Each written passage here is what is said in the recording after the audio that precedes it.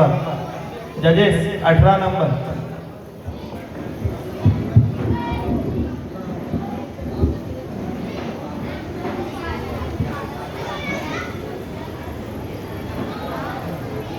الحمد لله كفى وسلام على عباده الذين اصطفى أما بعد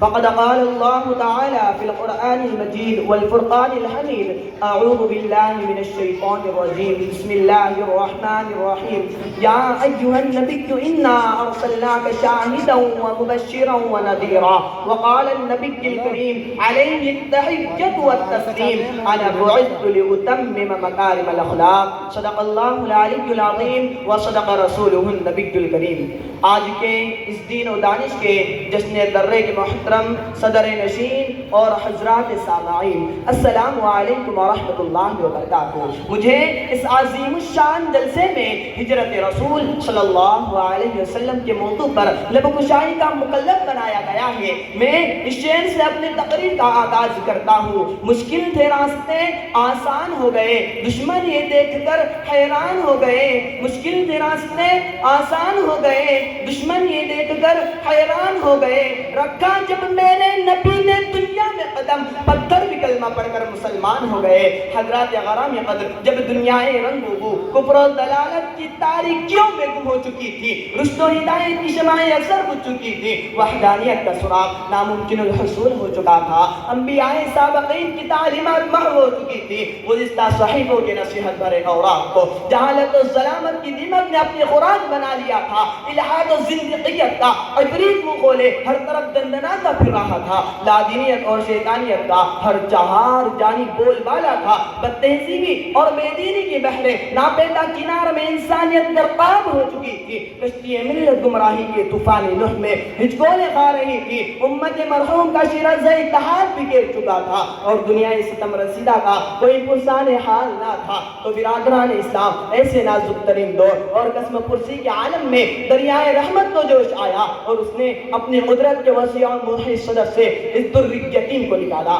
جس کے لیے بزم دو عالم سجائی گئی تھی، جو جب گل فقا کا دلہا تھا، جو خدائے ذوالجلال کا محبوب و امراض تھا، جو سردار اولی و آخری تھا، جو فقر بنی آدم تھا، جو ناجز ہر دو عالم تھا، جو رحمت بے کرا تھا، جو سرما ہدایت تھا، جو حامی دین مشیت تھا، جو ماہی کفر و ضلالت تھا، جس کے ہاتھوں اس بدترین دور کی بنادی اور سمندر کفر شرک کی عنایت مقدر تھی، یعنی آج سے 1450 برس پہلے عرب کی بے دین و خدا بیزار سرزمین پر ایک بیوہ کے آغوش میں جناب محمد رسول اللہ صلی اللہ علیہ وسلم نے جنم لے کر نہ صرف یہ کہ بیوہ ماں کی سنی گود کو ہری بھری کر دیا، بلکہ پورے عرب اور پھر سارے مشرق اور مغرب کو تدریجاً توحید اور رسالت کی شمع جہاں تاب سے منور کر دیا۔ مکہ میں جب حالات بہت شدید ہو گئے اور سب لوگ آپ صلی اللہ علیہ وسلم کے مخالف ہو گئے تو اللہ تعالیٰ کی طرف سے ہجرت کا حکم آ گیا،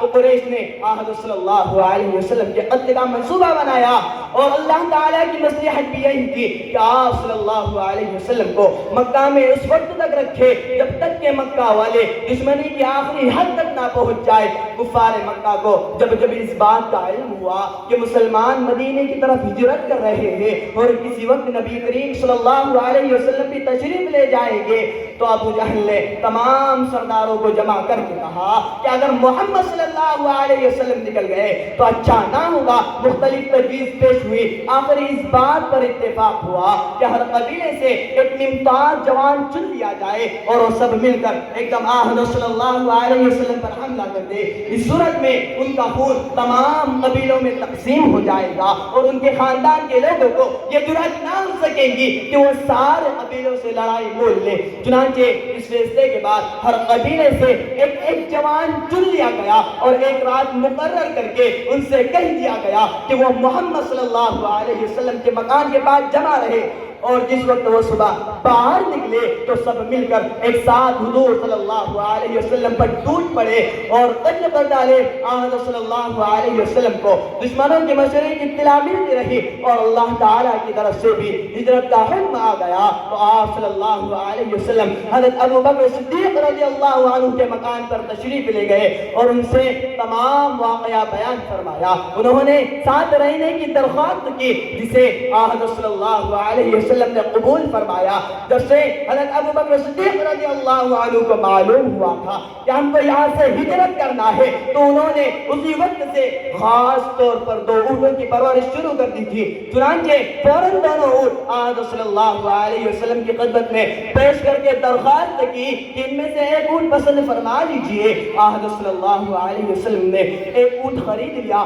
اور رات کا وقت روانگی کے لیے مقرر فرمایا. عبداللہ بن ابی قد کو بطور رہبر کے ساتھ لے چلنے کا حکم ہوا اور ان سے کہہ دیا گیا کہ 3 دن کے بعد دونوں اونٹ غار ثور میں لے آئے. رات ہونے کو آئی تو مشرکین مکہ کو اس خیال سے کہ مشرکین مکہ کو یہ شبہ نہ ہو کہ آپ گھر پر نہیں ہیں تو حضرت صلی اللہ علیہ وسلم نے حضرت علی کرم اللہ وجہہ کو اپنے بستر پر سلا کر اپنی چادر اڑا دی اور ان سے کہا کہ تم یہاں رہ کر ان امانتوں کو جو لوگوں نے میرے پاس جمع کر رکھی تھی ادا کر کے مدینے چلے آنا. اللہ تعالیٰ اپنے کام پر غالب ہے. اسی کے ہاتھ میں زمین اور آسمان کی بادشاہت ہے. وہ جو چاہتا ہے کرتا ہے. جسے بچانا چاہے اس کا کوئی بال بٹا نہیں کر سکتا اور جسے پکڑنا چاہے اسے کوئی بچا نہیں سکتا. اللہ تعالیٰ نے اس موقع پر وہ کام کیا جسے رسول اللہ صلی اللہ علیہ وسلم کی طرف مخاطب کرتے ہوئے فرمایا وَإِذْ يَمْكُرُ بِكَ الَّذِينَ كَفَرُوا لِيُثْبِتُوكَ أَوْ يَقْتُلُوكَ أَوْ يُخْرِجُوكَ وَيَمْكُرُونَ وَيَمْكُرُ اللَّهُ وَاللَّهُ خَيْرُ الْمَاكِرِينَ. وہ موقع یاد کرو جب کفار تمہارے خلاف سازش کر رہے تھے تاکہ تمہیں قید کر دے یا قتل کر دے یا نکال باہر کرے. وہ لوگ داؤ چل رہے تھے اور